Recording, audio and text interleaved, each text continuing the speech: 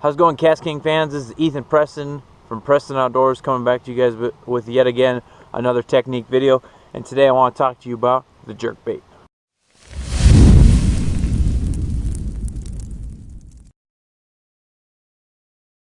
Now for me, the jerkbait hasn't been a complete confidence bait. I haven't got used to it a whole bunch, but I'm going to tell you what I know about it.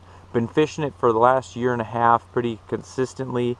When I feel that it favors for me to catch fish. And today, my setup today, I'm using the KastKing 7.1 medium action Perigee 2 rod. I got this with a KastKing Assassin reel. It's a 6:3-to-1 reel, and I got 12-pound KastKing FluoroKote fluorocarbon on here. And today we're going to be trying to catch some fish on the jerkbait for you. All right, it's fall here in Minnesota and North Dakota, where I'm going to be using this jerkbait quite a bit. It's famous for reaction bites, and for me, I love it for cold front conditions.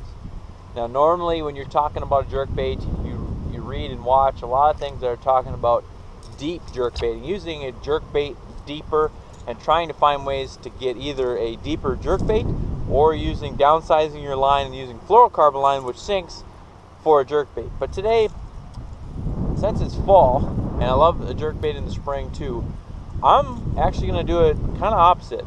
Besides the rod, reel, and line setup, you know, most of it's set up to where I can jerkbait deep and jerkbait shallow. I'm using a shallower diving jerkbait. This one actually is supposed to dive up to 7 feet, but I'm going to do hardly any reeling. I'm just going to do a lot of twitching, and I'm going to fish it shallow. And since it's fall, I'm starting to find more and more fish moving up towards the bank to put on more of that fall feed bait. Now, a jerkbait is an awesome way to find fish that are feeding on your minnows, baitfish, bluegills, that kind of thing. But also, we had a big rainstorm that came through last night that dropped temperatures into the mid to high, it was like mid 30s to low 40s last night. So that, even though it's fall, that's still a bigger cold front. So what I found even during the heart of the summer is a jerkbait is a great way to try and catch fish after a cold front. So, one main thing that usually everybody talks about when you're talking about a jerkbait is your retrieve. So since we're going to be in the shallows here, we're actually sitting at about 9 feet here, but I'm casting in about 2 to 3 feet. I haven't figured out exactly where they're sitting, but what we're going to do is it's another good search bait. To where people talking in the summer, hard, big snaps. If you ever watched Kevin Van Dam, just hard, big snaps, pauses. Don't even let it pause. That bait's diving around. We're not going to be doing that today because, again, the water temperatures in the low 60s. A little cold front just came through last night, and the fish need a little bit slower bait for them, especially largemouth bass here. So what I'm going to end up doing is just popping it once. Let it sit. Maybe pop it 2 little times. Let it sit. And then I'm going to try and figure out the retrieve that they're interested in today. And a lot of times, if the bite isn't fast and furious, all you're going to see is you're going to have a little slack in your line, and all of a sudden you'll jerk it, pause, maybe a jerk, and all of a sudden the line will just tick and start swimming off. Now, it's not a jack style hook set. You end up using a softer rod here, like I have this medium action, again with the fluorocarbon, a little bit more stretch.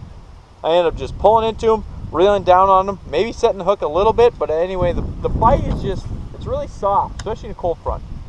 Boom, boom, line tick, starts swimming away. I'm going to reel down and just pull on it, keep tension on it, and get some fish. Another thing is when you're jerking this jerkbait, you know, throw it out there, whatever. You can reel it down a little bit if you want to, if you're going for the extra depth. But you want to, what they call it is jerk the bait and point the rod back at the bait.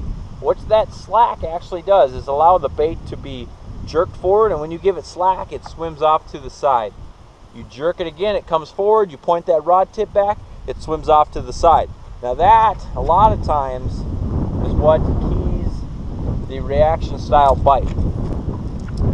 I actually got on footage, one of my first, you know, the pros talk about how you jerk this and the fish is following it, and when you jerk it, you can jerk it just right, and that bait will jerk and end up spinning around and looking at the fish. And a lot of times, if you know, fish eat bait fish head first. I actually caught a smallmouth earlier this year where I jerked the bait let it sit, line ticked, ran with it, pulled it in. The smallmouth had about half this bait down its throat in its mouth, and the head first is what it ate first. So I jerked it just right to where that smallmouth was probably trailing it, jerked it, trailing it. All of a sudden I jerked it hard enough and the right cadence, it jerked and turned around, and then he ate it.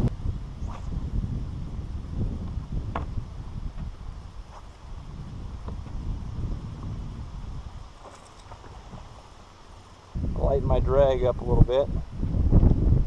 That way he can pull whatever he needs to.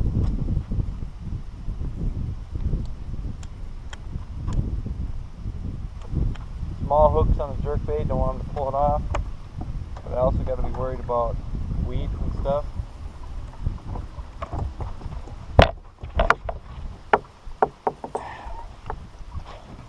There we go.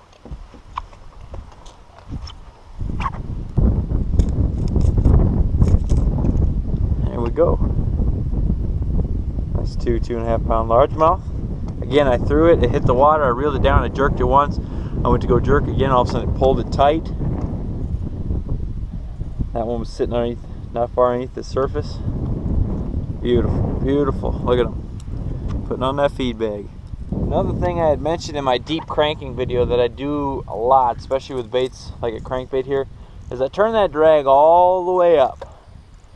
As high as I can really get it to when I'm casting out and I'm actually jerking, and then when I reel up the slack, you know, with a baitcaster, if you have your drag too light and you got this spool in the middle there, sometimes it cancels out, and when you reel, this doesn't move. So I turn it all the way up, like I did there, like I was trying to explain it with the fish. Boom, boom, had the fish, set the hook. I turned it down when he got a little closer to the boat, otherwise he's swimming at the boat. The reason why I didn't turn it down right away, evident right here. There's still some dead coontail like this, and there's still some live coontail weeds. This is a deeper edge that I'm fishing today. That the fish, largemouth, you know, smallmouth, they're notorious for diving you in to cover whatever they're hiding in. So I didn't turn it down until it gets to the boat, because the closer the fish is to the boat, the shorter your, there's a loon there, shorter your line is, you know, from tip to hook. Right next to the boat is the most stressful time on your line. So I end up turning it down. If you see me, I was trying to explain, I was turning it down, let the fish run, pick him back up, let him run, tired him out, get him in the boat, and then I turn it back up again and try and catch the next fish. Well, that's where we're going to end today's video. Hope you guys learned a little something about the jerkbait, about the setup and everything like that. If you guys haven't already, go check out KastKing on all their social medias, Instagram, YouTube, Facebook, all that kind of stuff. Give them a follow. There's going to be myself and quite a few other people across the country that are going to be showing you different techniques to catch different species of fish. Again, this is Ethen Preston from Preston Outdoors. If you haven't already, I'd really appreciate it if you guys go check out my social medias as well. YouTube, Facebook, Instagram, Twitter, everything like that. I want to thank you guys for watching, and tune in next time.